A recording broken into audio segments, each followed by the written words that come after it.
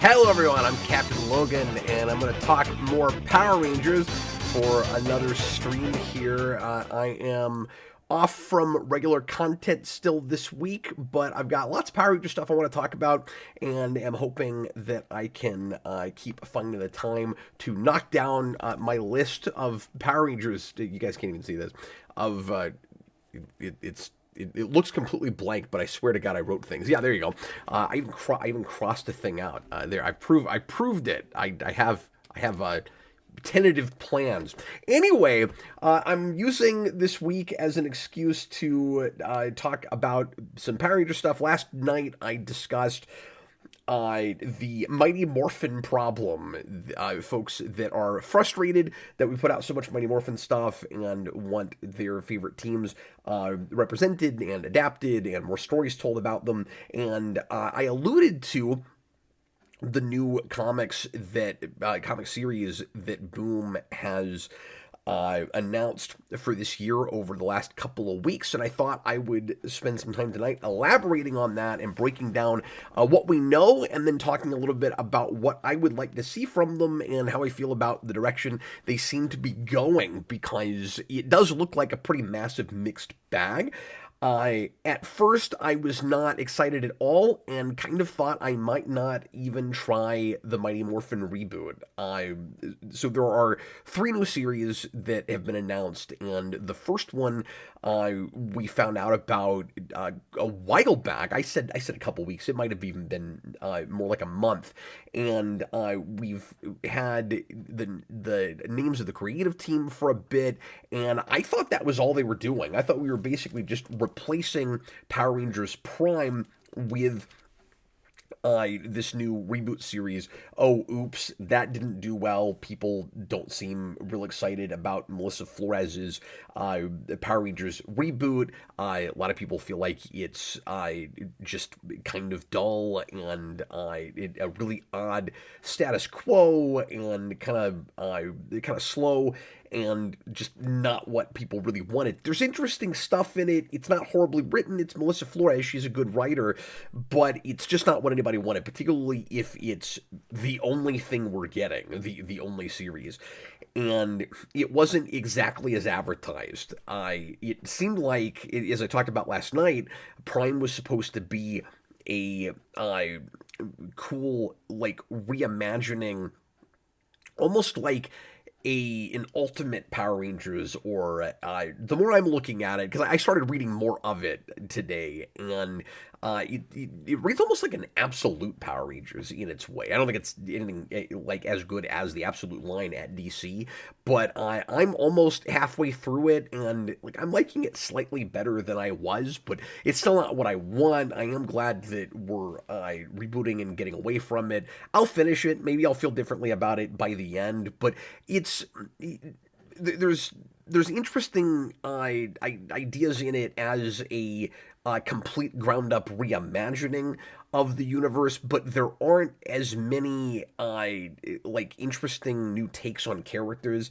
as we initially expected. The way Melissa Flores, or Flores, I'm still not sure how to pronounce her last name, I kept talking about it before it started, and like the VR Troopers angle again is interesting.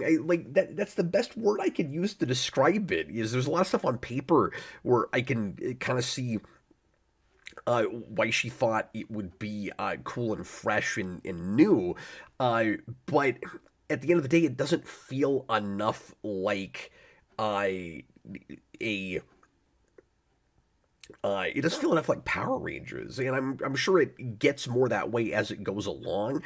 I don't want to say it's like a CW type reimagining exactly, but it does have that thing where it's not allowed to be what you came in for until a good long time into it, I guess. And I feel like if it was just an alternative, if it was like an Elseworlds Power Rangers, like I said, an Absolute Power Rangers, but you had a regular line, people might have given it more of a chance. But it also just didn't include a lot of characters that would entice people to come in and take a look at it. It's got too much Neil Saban, people like Lauren Sheba, and having her as the headliner was fine. Like even I was interested enough in that. And then it's got Orion from Megaforce, and then some made up characters, and it reinvents stuff. I keep going to like DC reimaginings. It reimagines stuff kind of like I some of the DC Year One things would, where it doesn't even feel like it's all that related to the original idea, where you have a Bulk who is like a thin fit, or a more thin anyway, kind of fit guy who's a soldier now, and I'm not seeing very much of a residue of his character in it, besides he's a supposedly not all that smart. He's a little bit of a dunderhead, but he's not like a total idiot or anything. It's just Rita Repulsa calling him dumb. So anyway, I just read some of this a few hours ago, and so it's fresh in my mind, and I'm kind of running away with myself. But anyway, I'm not ultra surprised that didn't really pan out and didn't grab people. And like I said, I don't hate it. I was much more down on it after the first couple of issues when I dropped it, and I said this just isn't what I thought it was going to be, and it's not what I'm wanting. And I keep saying this, but it just kind of reads like somebody's fanfic. There's a part of me, having not finished it, that almost wishes it was allowed to continue, and for Flores to get to do whatever she was doing with it, wherever it was going, as an alternative thing. Because the three series that we're getting, one of them is a Mighty Morphin reboot and is set several years in the future, and it's another get the band back together thing. It feels like not too far away from like a Power Rangers The Return, or like Once and Always, I guess, in the sense that it sounds real reunion-y. Although the idea with that is the Rangers have been back together for quite a while, and they're just regularly like 50-year-old Power Rangers, which is hilarious. But anyway, so I'll show you guys these covers here in a second. But you're getting those two things, and then you're getting, or I'm sorry, those two things. You're getting that reboot, and then you're getting a Tommy series, which sounds like kind of Soul of the Dragon again, but more dystopian. It sounds like it's trying to be Last Ronin, and I don't know how badly we need that, but like I'm sure it'll sell. Cause it's Tommy, so like I guess I kind of get why they're doing that. I'm gonna assume that is just a mini series, and of these three books, that seems like probably the mini. And then we're also getting so I'm just flipping through some Facebook pictures here to show you guys this. We're also getting a non-Mighty Morphin thing, which some of my audience from last night will be very excited about, called Power Rangers Unlimited, which will be an anthology series and will be monthly this time, because we had an anthology series, if you want to call it a series, called Power Rangers Unlimited. These were all technically one-shots, and they looked like this. They came out just every so often. They were all kind of oversized, singular series that would focus on a different point in Power Rangers history that was still pretty interconnected to the larger goings-on in the mythology of the Mighty Morphin comics. And so a lot of the lore would be built there, and then they would deal more with it in the main series. And so we did a lot of stuff with things like Phantom Ranger, and this was like a space Dark Spectre thing. Dark Spectre is really major for the way that series ends. Countdown to Ruin, which is kind of a follow-up to Countdown to Destruction. I haven't read some of these in a long time. There was a whole Morphin Masters one-shot, which I absolutely loved. Of course, I'm a big Ranger Slayer fan, and if she doesn't come back in the new stuff, I'll be really surprised because that character was so popular. But this was it kind of fleshing out what exactly the Morphin Masters are because they were such a mystery for a long time. And then there was even one just for Hyperforce, and that team was surprisingly massively utilized in the last arc of the main series. But anyway, so it'll be cool to get that monthly, and I suspect that a lot of folks, especially with the conversation we had last night, that are kind of sick of Mighty Morphin stuff, might come back for that, especially depending on what teams are advertised and how much story you get in a single issue. I'll just start there and work my way backwards, because that's the most exciting announcement of these three, certainly. And even me being the massive Mighty Morphin guy that I am, I'm more interested in that even than the other two, partly because I'm not excited about the writer on the main Mighty Morphin series. I'll get to that in a little bit. Partly because like I said, that Tommy series is probably just going to be a mini series. It sounds pretty derivative.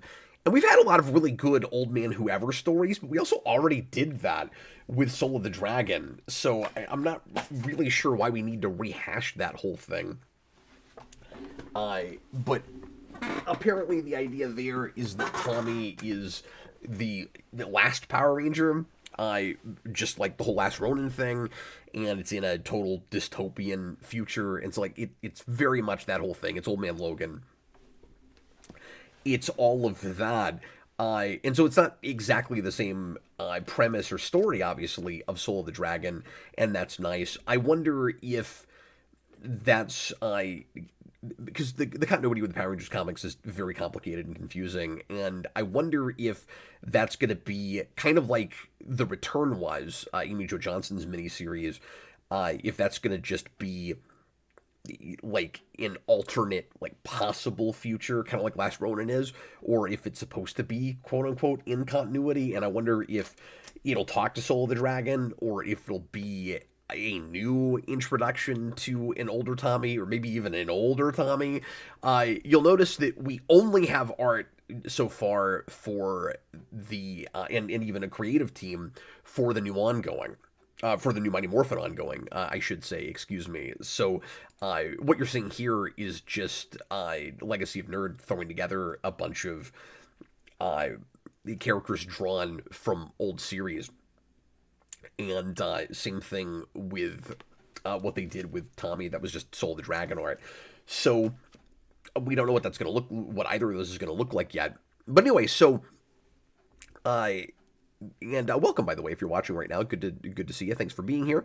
And I'll answer comments if there are any here in a little bit. And appreciate you looking at this after the fact as well. I hope you don't mind more random Power Ranger streams. But anyway, this is all stuff I've been wanting to talk about for a while. And broadcasting the night that I usually do a new comic show. So I'm kind of doing that, but, just with this one topic and just with Power Ranger stuff.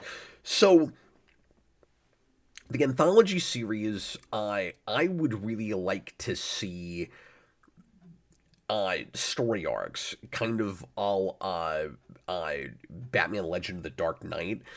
I would love to see like 3-4 issue arcs that really flesh out characters from various shows and eras, and make them kind of like some of the cool graphic novels they did, like Psychopath, and which I mentioned last night, and the Time Force graphic novel. I can't remember what that's called. I actually don't have a copy of that. It's one of the only Boom things that I haven't got my hands on yet.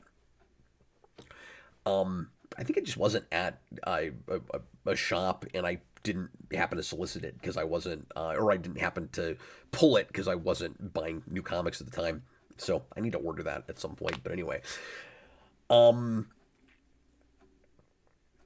but what I would like to see is go to kind of that format, but you can't expect that length every month, obviously, if it's going to be a monthly. They're just kind of dipping their toes in everything, and they don't really get like really cool, you know, I don't want to say character studies because it's Power Rangers, but like really cool kind of fleshed out in-depth stories with a lot of neat mythology stuff and cool maybe new background stuff for some villains that we don't know a ton about. A lot of that legwork has been done already, but there's plenty more to do. Let me also say that I'm going to assume that the anthology series will be in continuity with the rest of it. I would be really shocked if we're full on rebooting from the ground up and this is the way we're doing it. Like, we're jumping in the future, but it's a future of a continuity that we've never been to before. And then the anthology stuff does a lot of retread for stuff that we've dealt with already. That would absolutely shock me. Does not look at all like the strategy, and this is a strategy that to some degree makes sense considering just how much coverage we've already had, not just of the Mighty Morphin era, but we've dealt with lots and lots of space. There's some Time Force stuff. There's some SPD stuff. There's some Dino Thunder stuff. There's quite a bit of Neil Saban stuff, but not a whole lot of like lengthier stories, like with the Mighty Morphin stuff, that is just relegated to those teams.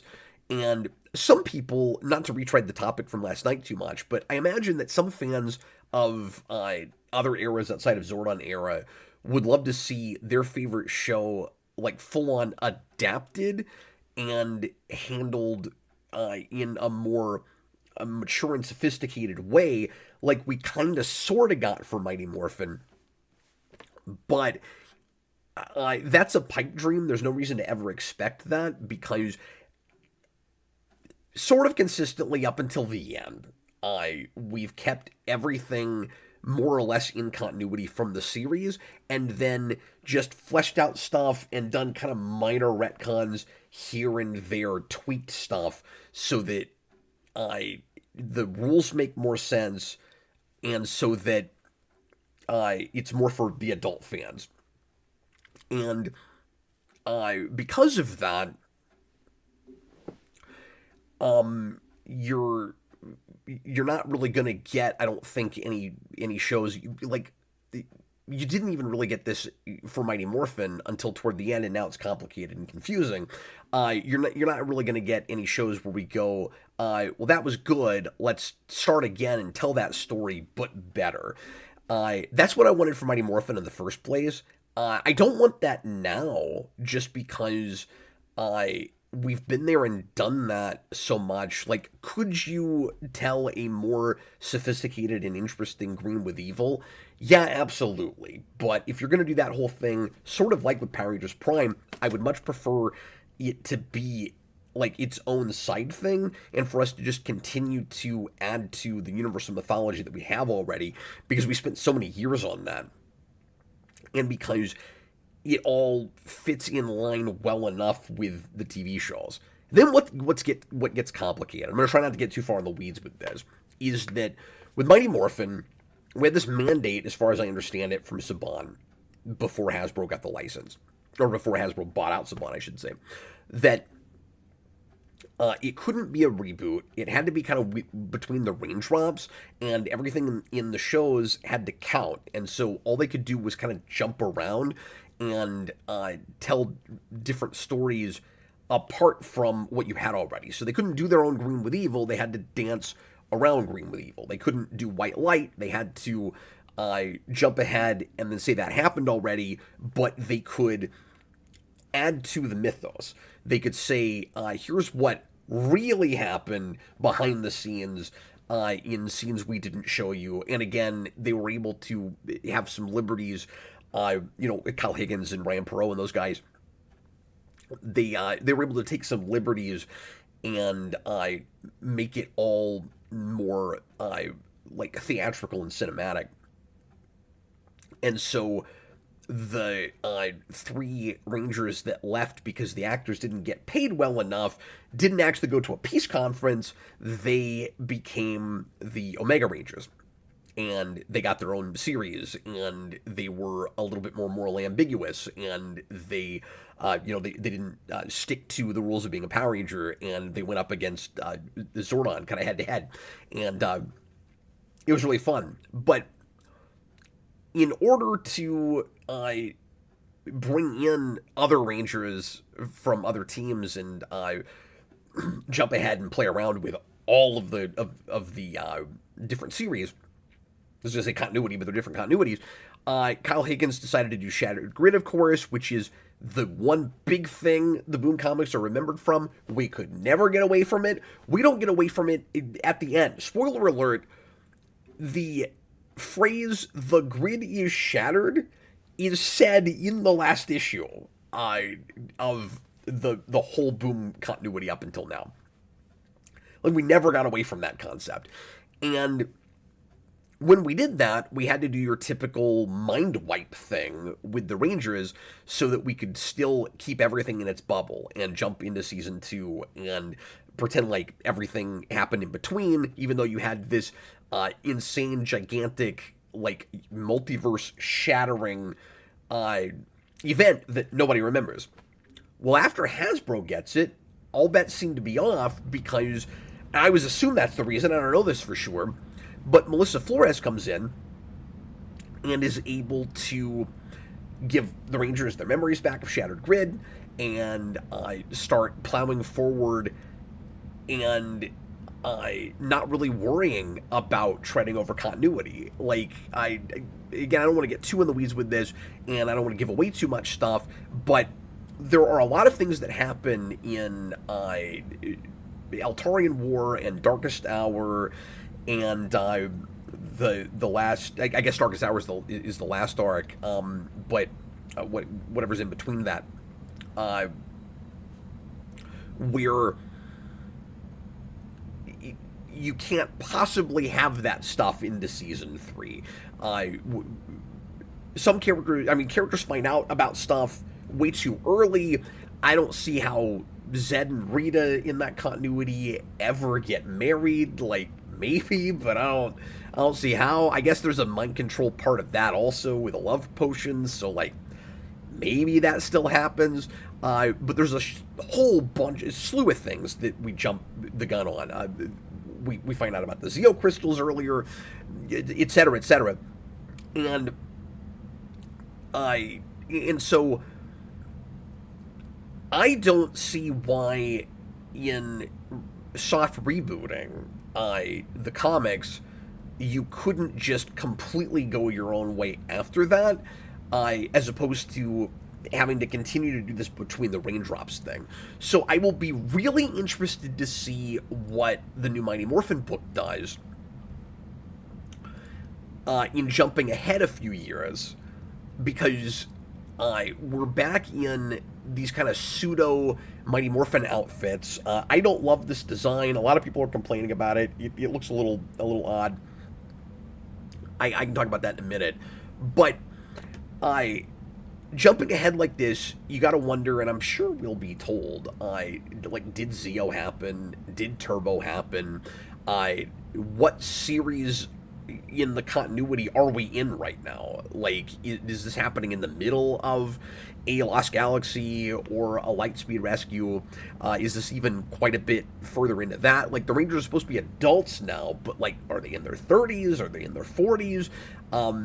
Is this like a once and always thing, like I said, where they're in their 50s and we've jumped that far ahead?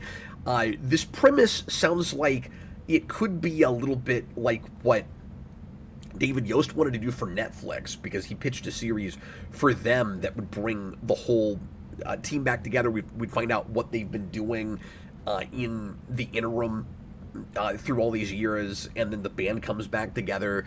But I don't know just how far in the future it's supposed to be. I'm glad we have some kind of a log line for this, because a lot of people were wondering, if we were full on starting over, if this was going to go all the way back to Day of the Dumpster or something. It isn't. This is the log line for it, and this is all Boom has given us so far. The original Mighty Morphin team have moved on and grown up. What happens when Billy calls them back to the command center for the first time in years? And where is Tommy? And I'm going to guess that it has something to do with the very end of the Mighty Morphin series, the previous series continuity with the Darkest Hour one shot, where and again I don't want to give too much away, but Billy has done some things that have kind of maybe messed up the Morphin grid, and by the end it looks like he might be spending the rest of his life trying to put it back together. And the fact that it's him bringing the team together makes me think that it's going to be related to that whole thing. I didn't love the way that ended. I liked everything about her run before Power Rangers Prime up until that last issue, and then it kind of sunk like a lead balloon to me, a bit like the tail end of Shattered Grid, and maybe even worse than that. Neither of those sticks the landing great. Part of the problem with the whole end of that run is just you've got all these characters and no cool send-offs for everybody. It's like we saved the day finally and kind of just the end. We don't really touch in with anybody. We don't have any sense of status quo after that. It was a long time before I finally read the very end of it, and I kept hearing people talk about it. I'm trying to figure out what I missed, because I kept hearing people talk about it like Melissa Flores like full on destroyed the universe at the end, like in almost a Thanos like a Doctor Doom Secret Wars kind of way, reinvents the universe. Like you get to the end of it and you're like, oh wow, everything has changed. Or like a Flashpoint, right? Like you get to the end, oh wow, everything has changed now. What's the world going to look like after that? Oh, I guess it's going to be this weird universe where the Altarians have taken over Earth, and you have like a V miniseries situation or something, where you got this alien race that is occupying the planet, and they're putting all of these weird mandates on us, and Power Rangers are bad and illegal, and nobody's supposed to believe in the Morphin grid because it's like the Force in Star Wars, where it's a urban legend. I thought that came from somewhere. I didn't think that was her just coming in and going, let's pivot and do this other universe. Like, this could just be in, as far as I can tell, and again, unless I'm missing something, the same multiverse that all the rest of, Shattered Grid was in. I don't know where all these pieces that she's putting together exactly came from. So, anyway, it was a really counterintuitive and kind of lackluster sort of ending for me. But the nice thing about it is that means there's no reason it can't keep going. Like that was supposed to be this big epic finale of an almost 10-year run. Not of the same writer, but of that whole continuity. And there's a gigantic, insane threat that is defeated in, I think, a pretty, I don't want to say lame way, but like, it wasn't exciting. And then, like I said, it just sort of ends. So there's no reason you can't come back to that and keep going. And I'm pretty sure that ultimately that's what they're gonna do. But let's look at these outfits again. Like I said, I'm hearing a lot of complaints about these. It'll be interesting in story to find out if there's some reason they look different. Like, it's still the Mighty Morphin suits. They're just tweaked, where they have the diamonds on the front now kind of resemble a Valentine heart or something. I don't know why this choice was made. I don't know how this reflects, like, the Rangers are older now. But it'll make people curious. Like, it's at least a way to grab your attention because it's something new where you go, wow, what is that about? I don't know if it'll sell books or if that will hurt it, but it at least doesn't look like completely back to square one. And I do like that at least the cover reflects, in my opinion anyway, that it's probably not a full-on reboot. Now, there's nothing about that cover that gives you a sense of the premise, like that it's the same original Mighty Morphin characters, but, you know, grown up now. I also wonder if it's the original 5, or if it's Rocky and Aisha and Kat. I doubt it. Or in Adam. I doubt it. I'm sure it's the original 5. Especially because... But then you got to wonder where they went, I guess, because the other 3, like I said, in this continuity, did not stop being Rangers. They just went off and became a different kind of Ranger, and so it makes more sense that you would bring them back than it did in, like, Once and Always, where it's just that original team, because nostalgia. The reason that I initially wasn't going to try this... It's weird. It took the announcement of an anthology series to make me go, okay, whatever, I'll try everything. And also, this premise helps that I know for sure I say for sure, that it's probably in that original continuity. Now, I'm not stoked about that premise. It feels like that's a well that we keep going back to also, where it's the original team, but later now, and where have they been all this time?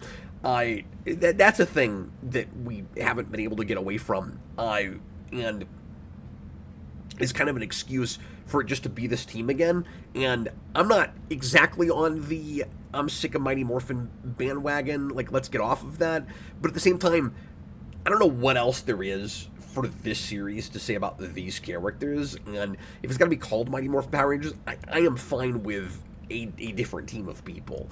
I don't need it to be still the original 5. I think we have kind of milked that for all it's worth, but maybe somebody can come in and tell some more cool stories with them now that they've grown up.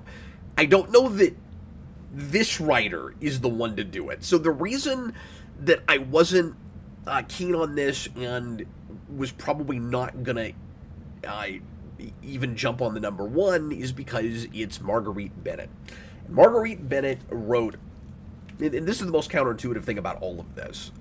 The anthology thing is exciting. I did not expect them to do that. The Tommy thing is predictable and will actually sell books. Now, we'll see what writers they get on those. That's a question. And I would assume the anthology thing will probably be a rotating team and, like, different people come in and out. Marguerite Bennett wrote Beyond the Grid. And Beyond the Grid is, for a lot of people, maybe most everybody, kind of the worst arc in the Boom Mighty Morphin line. At least the main line. I don't know if anybody cared about that Ranger Academy book. Like, there's some side things that were not great, but this was in the main book, and this was the very next writer that took over for Kyle Higgins after Shattered Grid. So you had Ryan Perot doing Go-Go, which was wonderful all the way through, and his stuff was better than Kyle Higgins, and then Marguerite Bennett comes in and does what seemed like a really cool premise. And I talked about this a little bit last night, which is, let's take, and I couldn't remember who all the Rangers were. I've got them on the cover now. But let's take 6 Rangers from other teams. I thought it was 5. I think it's 6. Let's take 6 Rangers from various series, throw them all on a team together, and try to come up with a cool dynamic out of that, and that will give you kind of something for everybody, or at least something for a lot of people. And like on paper, it's cool. You've got Andros, so it brings in Power Rangers in space, which is smart because that's where a lot of the cosmic mythology for Power Rangers starts. And then you've got Magna Defender, who is a big fan favorite from Lost Galaxy. He is basically the Mandalorian before the Mandalorian, and he's wonderful. You've got... Oh, it is Tanya. You've got Zeo Ranger Yellow. I think that's Zeo Ranger 2, if memory serves. And, I mean, like, she's cool. That's something of a random pick. But... like Zeo is a well enough liked show. You gotta have a Yellow Ranger. Okay, sure. You got Ranger Slayer. I forgot she was even in this. I just remember this being really, really boring. Ranger Slayer is my favorite invention of the Boom comics. So, like, I might thumb back through this just to see her, but, I mean, it was boring. And then you've got Dino Charge Blue, because I guess you gotta get something Neo Saban in there. And then you've got the Green Samurai Ranger. So, like, it's an eclectic assortment. This was very exciting when it came out. There was nothing about this that bugged me until I read it, and then it's like really dull Battlestar Galactica for Power Rangers with all of them on a ship that's in a perpetual limbo in between time and space in the middle of the Morphin Grid. And like I said last night, if there's a character in this that you don't know their show in and out, you'll be really lost. And I just thought it was boring. And the sense I got was she didn't entice people to keep reading, and the sales were probably low. I don't know that for sure, but she was replaced immediately after that arc. Kyle Higgins did 30 issues. And she was there for however long this ran, 6, 8, 10, I'm not sure how long. It felt like forever. But I don't know if it was a whole year or not. But she was dropped after that. And then we brought in Ryan Perot to be the architect for all of it. And he finished Go-Go and then was writing the Mighty Morphin and then Power Rangers books. I think both of them, respectively. If memory serves. I don't have either of those sitting here in front of me, but I'm pretty sure he was doing both of those. And so we were in really good hands for a long time. And then Melissa Flores came in, and she brought even some more new life into it, and started going back to some of my favorite stuff from the Zordon era. Plus, like, neat fun things from, all over Power Rangers history, because she was the like, kind of keeper of Power Rangers lore for Saban. She was the person that was brought in for new licensees. I've talked about this before, but in case you don't know, to kind of take them through Ranger School and teach people what Power Rangers was all about. And so she knew everything, like in and out, and was such an interesting and smart pick for that whole thing. But why would you go back to the woman that seemed to have kind of tanked it? It came back, and that was great. It was good for a long time, but they're in a rough patch right now where nobody cared about this, and then we bring in it's so counterintuitive.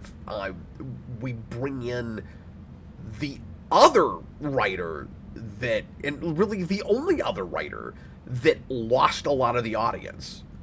So yeah, I don't know what they're thinking with that. I've heard bad things about other things she's written. That's all I know her for, so I can't speak to her other work. I'm not sure what else she's done. I don't know if she's done any Marvel work or anything. But I'm not impressed with that pick, but with the other things they've announced, and with that premise, I will give it a shot. Maybe she's improved since then. Maybe she'll be really inspired to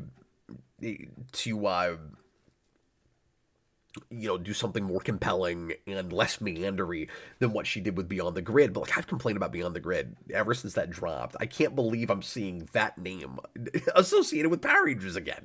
It's crazy. And then Andrew Lee Griffith is not a name I immediately recognize, so I don't know what his art is going to be like. But anyway, let me see what folks are saying in the comments here. Hi, everybody. Pros and Cons Guy, $5 super chat. Thanks a lot for the support. Billy getting the team together reminds me of Once and Always. Yeah, I had the same thought. I wonder if we'll kind of call back to that with that. I mean, like, obviously, this will, or I say obviously, chances are this won't take place after that or anything. But I wonder if there'll be any like kind of subtle nods to that. Senior Sticks, $2 super chat. I thought Power Rangers ended for now. I mean, not in comics. There's no TV show on now.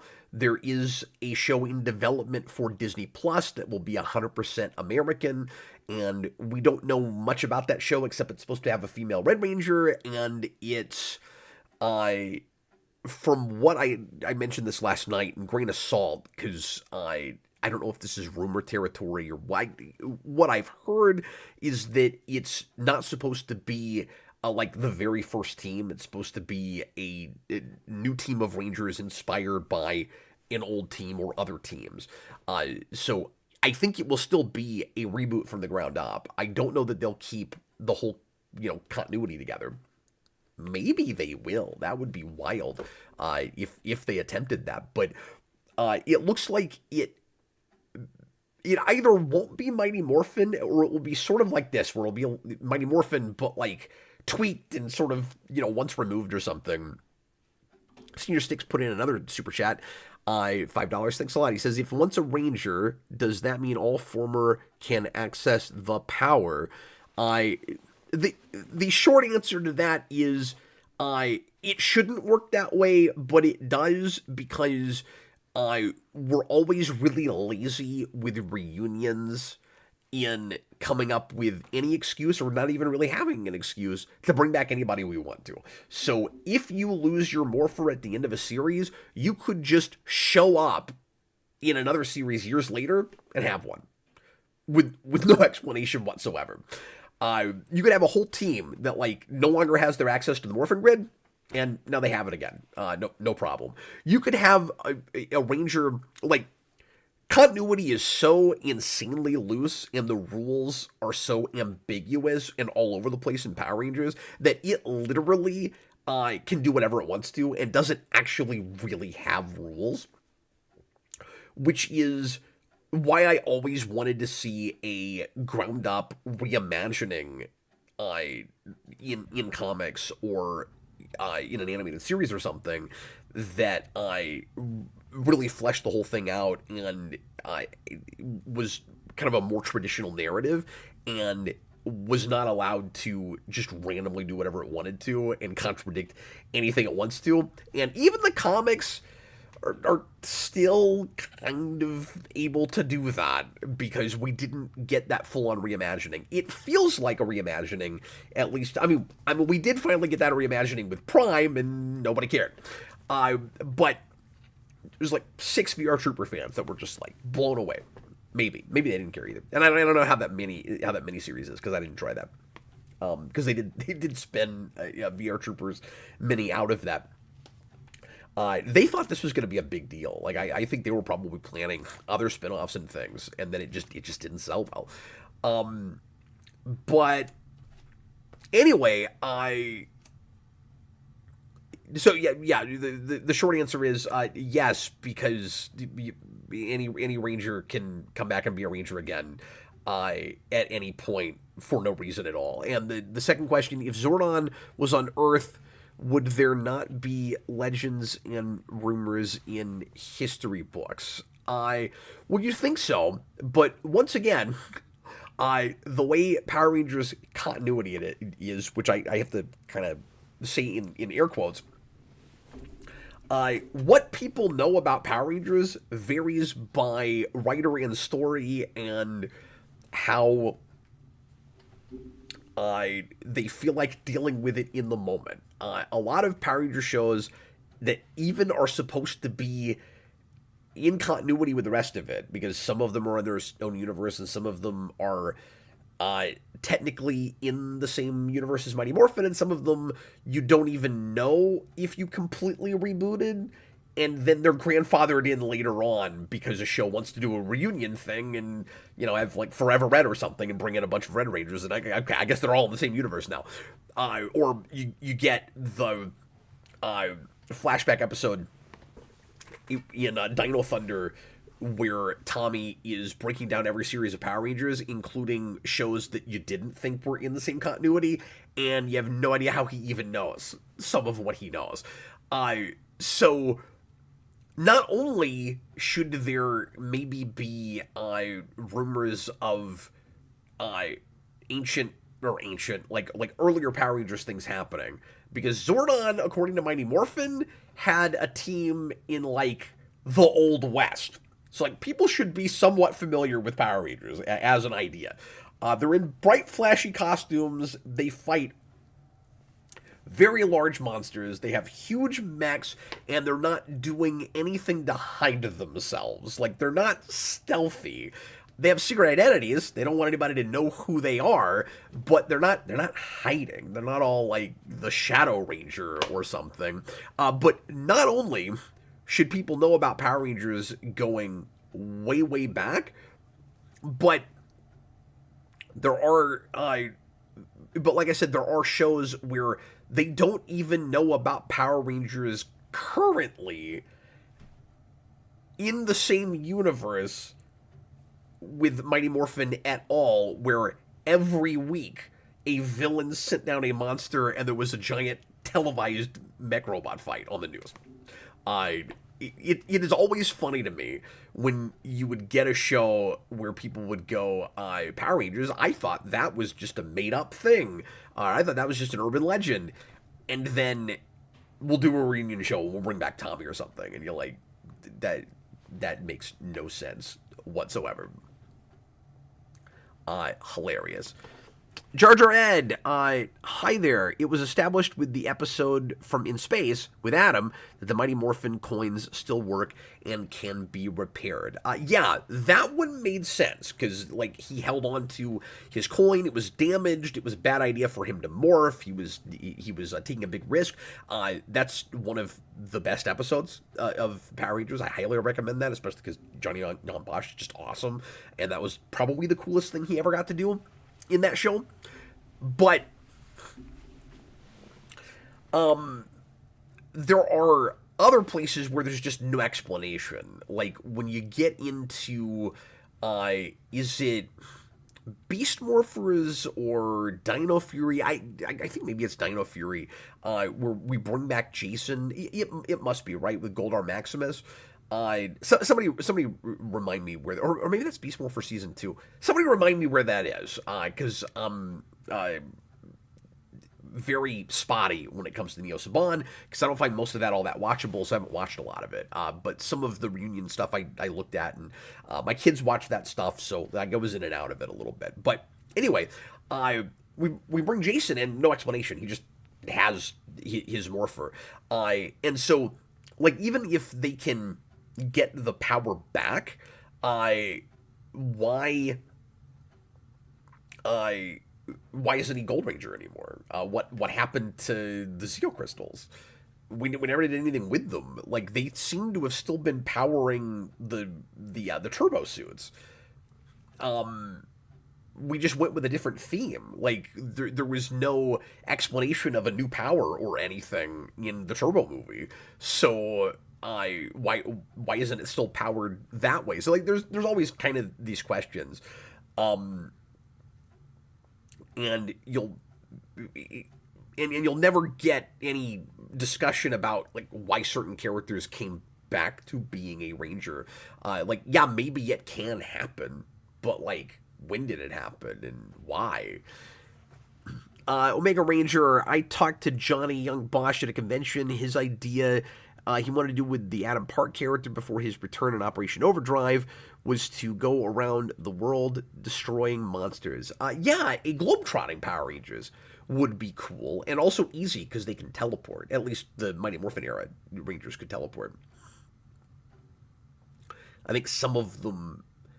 Am I right about that? I feel like some series we teleport, and some series we don't do that. Thomas Lowe, JDF played Lord Draken in a trailer of Shattered Grid, and that trailer did great view-wise.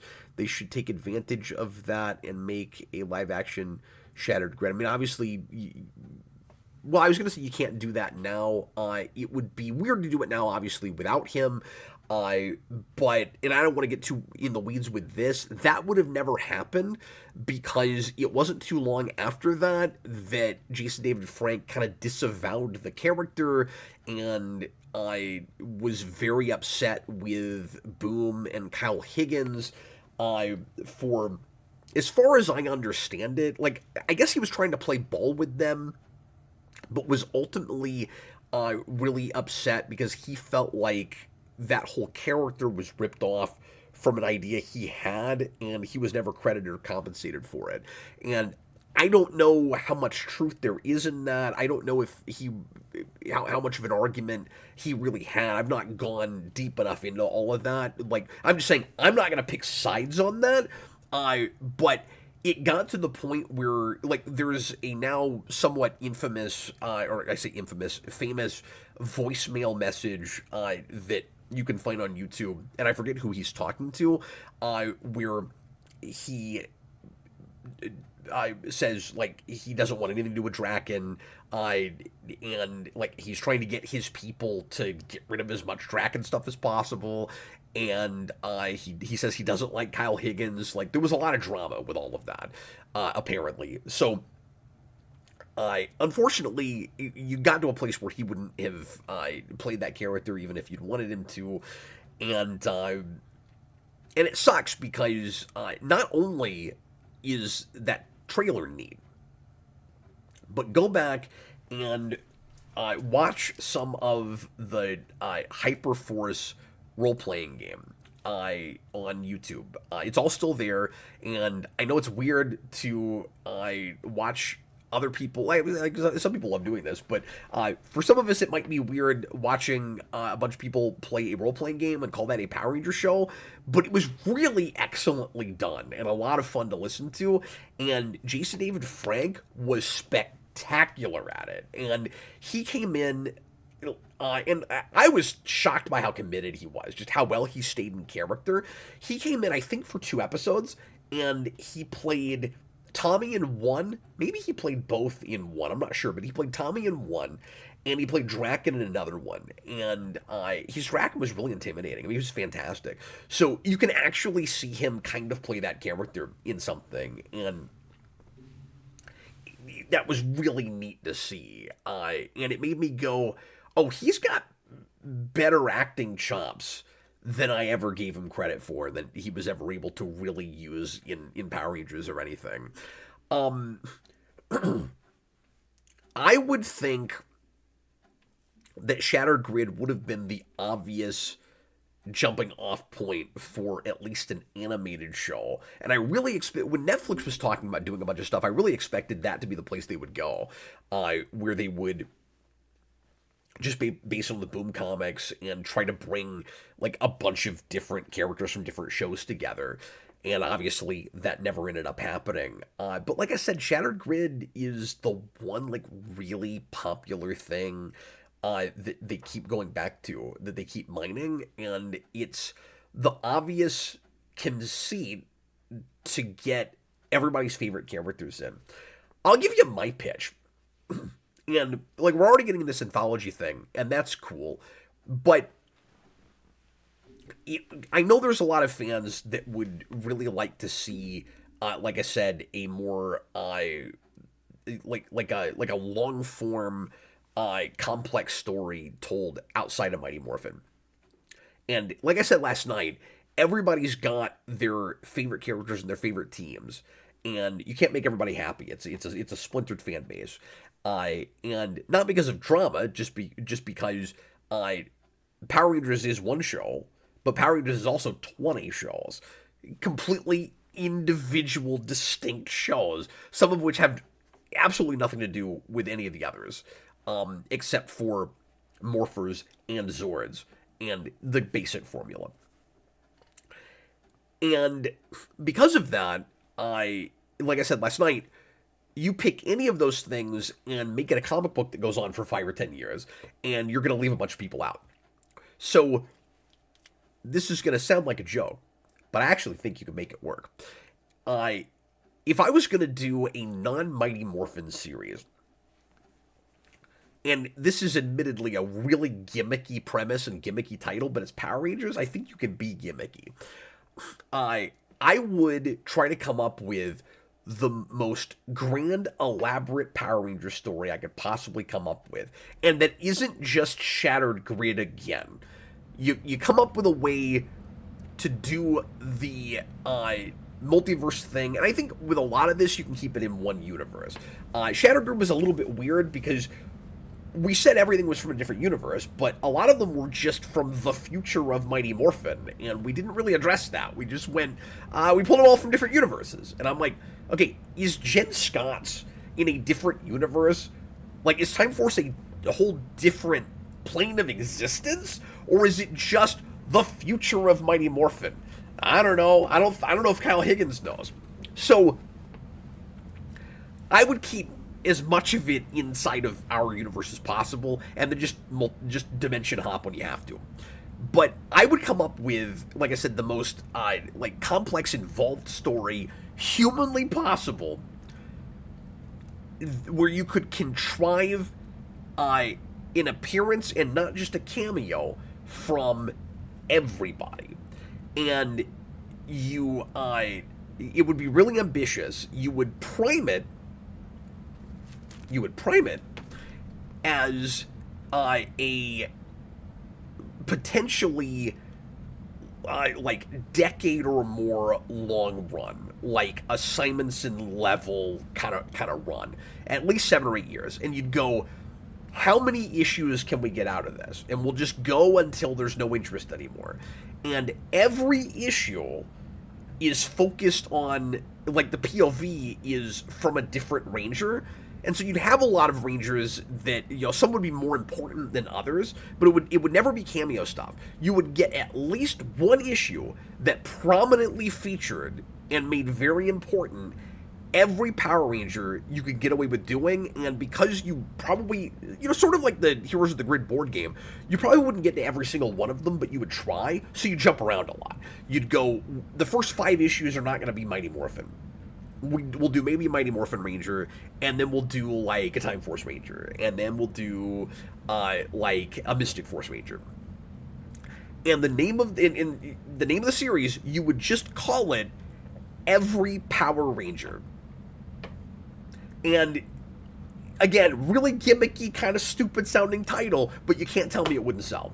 If you put out a book that was called Every Power Ranger, we'd all show up for that. That's what I would do with it. And I would hope you could get it to run for like 100, 150 issue, and that's the promise. As long as this is around, we're aiming for every Power Ranger. I think it'd be super cool. I don't know what the story would be, and you'd also try to get as many villains involved as possible. Like, you'd go, how can we make the whole franchise cohesive apart from just the Shattered Grid concept? I don't know. That's what I would do with it. And I will say Hyperforce found ways to kind of do that in doing the time travel thing. I mean, alternatively, because Hyperforce was in its way kind of a sequel to Time Force. Alternatively, you do it with Time Force, and you make it kind of a gallivanting around history and time in the universe, in order to feature every Ranger. But yeah, every Power Ranger. That would be my title. Senior Sticks, $2 Super Chat. Didn't the Pirate Rangers bring in all the Rangers? Yes and no. So, and this is what I'm saying, is that we've never gotten a story where a lot of characters are featured as opposed to just popping in. Shattered Grid did an okay job of it, where you had a team, or I say a team, you had, you started it with several Rangers that were apart from Mighty Morphin, which is a really big deal at the time, because so far Mighty Morphin is all we had gotten, and then like some snapshots of stuff where it's like, oh my god, there's a Psycho Ranger, on the moon for some reason. But for the most part, it was just Mighty Morphin, just that lore. Like I talked about last night, you tend to start there, and then you branch out. Like once you grab people's attention and they actually show up. But Shattered Grid was like, we're gonna have Jen Scotts, and we're gonna have Lauren Sheba, and they had the Hyperforce Rangers, and that was a good way to get past Mighty Morphin and get some other things in there. But you also had just a ton of cameos and a ton of kind of eye candy for Ranger fans. Like, oh cool, there's Gold Ranger. Like, he's not gonna do anything, but he's there. That was kind of exciting. What he's talking about with Pirate Rangers, here in America anyway, was Megaforce, where they were wearing pirate suits, but we never actually acknowledged that fact. And it was this really bizarre elephant in the room. I mean, they're flying around on a flying pirate ship, and not one time does they're carrying muskets, and nobody says anything about the fact that they're pirates. But the second season of that, they have the Legendary Ranger mode. They have the morphers that allow them to morph into Rangers all through Power Ranger history, and then they have the Legendary Battle at the end, which satisfied nobody, even the extended version, and it was foreshadowed at the start with a character that was having dreams of it. It was never explained why he was dreaming it, and then most of the fight footage you already saw by the end of it. And they brought in a few old Ranger actors. It was supposed to be a much bigger reunion thing with a lot more actors, and it really kind of fell apart. And they, as you might expect, they didn't pay anybody what they needed to get people to show up for it. They invited some Ranger actors and then uninvited them. It was a gigantic fiasco. And there's a Power Ranger YouTuber, probably the most popular of them, named Este, who I like quite a bit, and he does deep dives into Power Ranger history, and he's got a lengthy video about that that is very entertaining, and he got his hands on the form letter that they sent out to all the Ranger actors that they then retracted for some of them and said, oh, oops, too many people responded to this, and so we're not going to be able to have you here. Sorry about that. And that whole thing was really awkward and unprofessional, where, as they said, David Yost comes out and goes, because people were asking about social media, like, are you going to show up for Legendary Battle, which is interesting given what ended up happening for the 30th anniversary. And he goes, well, I would have liked to have, but they lost me at the form letter that begins with Dear Power Ranger. That's amazing. I can't even believe they handled it so poorly. Yeah, it was pretty nuts. Thomas Hill actors had to pay to fly New Zealand to film the episode. They sure did. Let me see what else people are saying here. I guess we're already at an hour. I guess real quick, and thanks for joining me tonight, guys. It's cool that I've had some interest in these Power Ranger streams. In conclusion with the comics news, I'm actually going to try everything now, so that's exciting. I'm assuming that it is all going to be in the same Boom continuity, that they've kind of learned their lesson from this. Now, could this have worked where you soft reboot or full-on reboot into a ground-up reimagining? Absolutely. I don't think on its own, without something more traditional, you can get away with starting with such a radical, bizarre status quo that's hard to sink your teeth into in the first couple of issues. Again, just the Altarian controlled Earth, occupied Earth, where it's really hard to have a good Aizen character because you're being dropped into this really bizarre foreign culture, is kind of a tough pill to swallow. And I appreciate that it's different. And the thing is, there are a lot of Power Ranger shows that start in kind of a wild status quo, certainly. And if it had been pitched as, well, again, I think it's kind of almost in a New Trek way, and this is better than New Trek, don't get me wrong, but in almost a New Trek way, it's too counterintuitive to get the fan base excited in the first place to go, well, it's Power Rangers, but it's not Power Rangers. You know, again, it's that absolute thing. Like, imagine that DC Comics shuts down, and then they come back with Absolute. Would it be as popular? Like maybe? I don't know, but that's a crazy risk. Like, maybe the wrong kind of risk. What you're doing here, and I bring up New Trek because it's like, it's going to be Star Trek, but really dark and dystopian, and we're going to talk a lot about hope, but we're not actually going to have the, hopeful utopian future of Star Trek. And it's not gonna just be like for a minute and then we get back to it. We're gonna make it really clear that we don't actually really like Star Trek, and we want to do something apart from that. This might have looked that way to people initially, which is so weird because it's Melissa Flores, and that could not be further from the truth for her with Power Rangers, but it's that same sort of thing where it's like, well, it's Power Rangers, but it's in a world where nobody's allowed to be a Power Ranger, and everybody hates Power Rangers. And, like, I assume they turned that around probably, like after a bit, but I get the idea, and I also get why it didn't work out. But anyway, sorry, I'm stuck on that again. A full-on reimagining from the ground up is what I always wanted, but with the traditional iconography, as I've always said, just handled in a more grown-up and sophisticated way.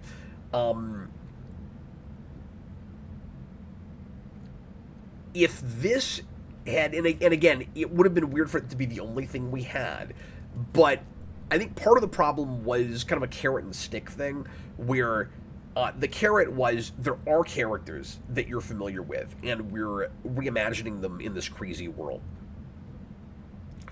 There weren't enough of them, and they weren't recognizable enough, and it almost would have been better if it was like an RPM or something, where it was this kind of messed up dystopian future, and it was just completely its own thing. And I know I sound like I'm contradicting myself when I say that, because I don't think that's what anybody wanted. But I think the series itself would have been better if that's what it was, just because it would have been more of what it was like purporting to be. Like I felt a little hoodwinked with it, I guess is part of what I'm saying. We also already got plenty of dystopian Power Rangers with the Draken stuff.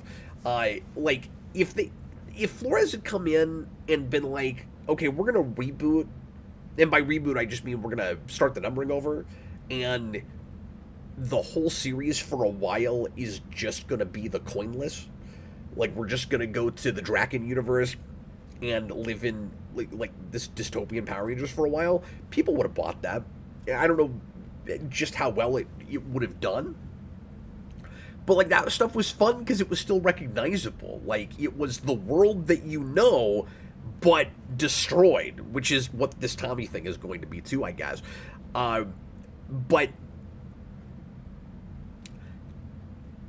it's got to be recognizable. It's got to feel like Power Rangers in the first place, if it's going to be the only thing you're doing.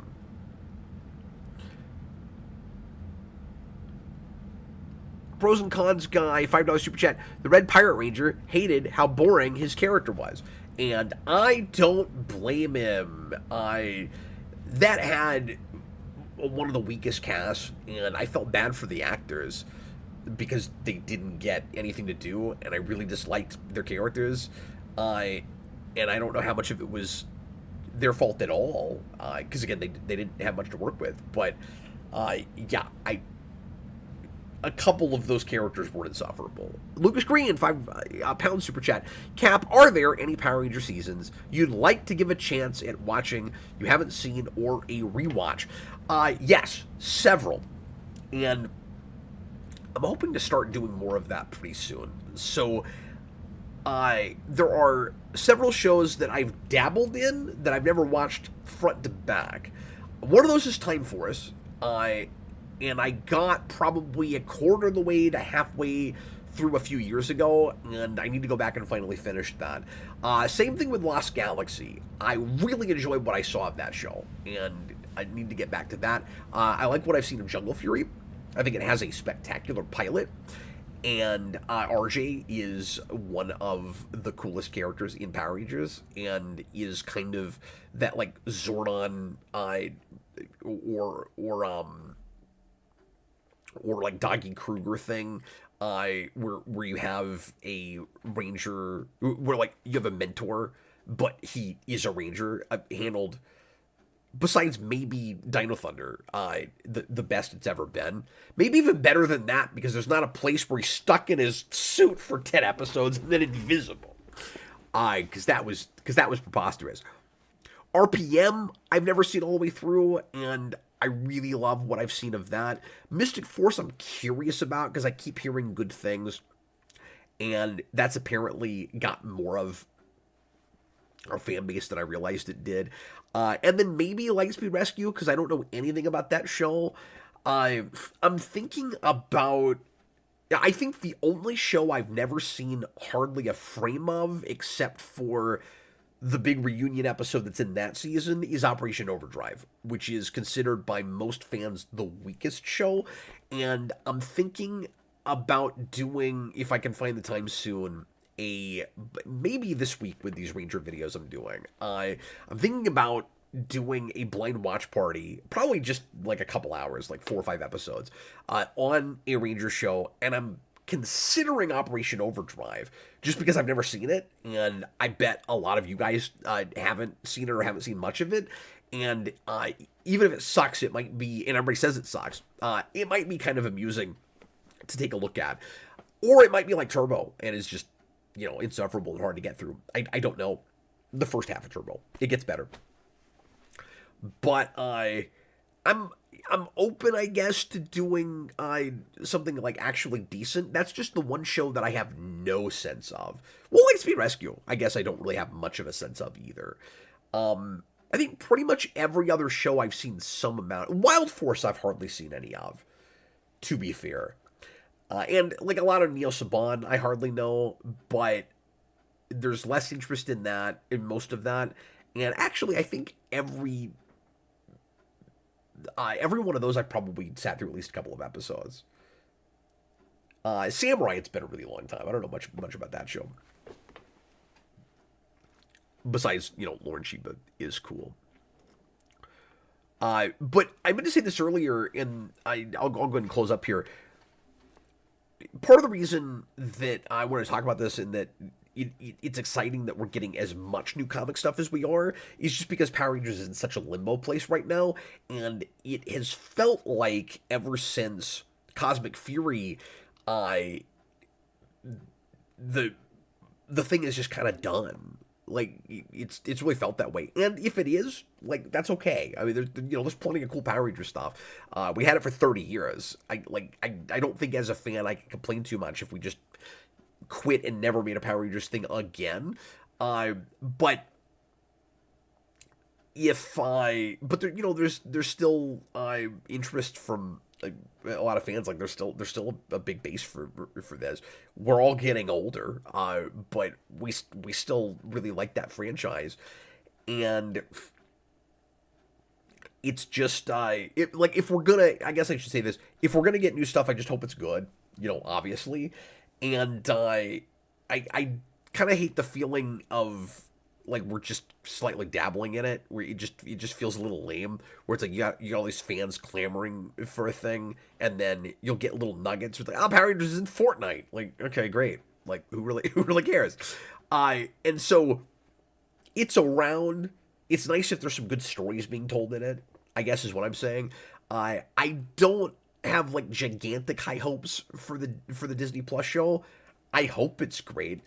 I haven't heard great things about the other show those guys made, that Percy Jackson show. So I don't want to get my hopes up with it. Because I just don't know, and my worry is this is not going to feel like Power Rangers. And like it's a hard nut to crack, right? Because it doesn't make a lot of sense to make that just for little kids now, and a lot of us adult fans want something more aimed at us. I've talked about this a lot, but you still want it to have like there's a certain spirit. There's a certain tone to it that's kind of hard to nail down. That the Boom Comics overall really figured out, where it could somehow not totally lose the cheese factor and and have a little bit more of a bite to it. And that's what I'm hoping to to see from a TV show. And Boom's kind of lost their way a little bit recently with Power Rangers, and so it'll be nice to hopefully see them redirect that. Except I'm worried the main series will be the worst one because I don't like that writer. But hopefully she surprises me. RJ Godzilla, the villains and the reunion episodes are the weakest parts of Operation Overdrive, but I like the Ranger stuff. Yeah, I wonder what that team is going to be like. But anyway, well, thanks a lot for watching, everybody. I appreciate you hanging out with me, and I appreciate the support from Super Chatters. And I will try to come back at least a couple of more times this week with more Power Ranger stuff. So look forward to that if this is a topic you're interested in. Don't worry, I'm not shifting the whole channel to Power Rangers or anything. I'm just kind of theming stuff this week because life got in the way and I haven't been able to prep this week. But I do have this kind of block of time that I can sit down and talk off the cuff. And so appreciate you guys hanging out with me. And in the meantime, I was Captain Logan, and I'll see you again real soon. Bye, everybody.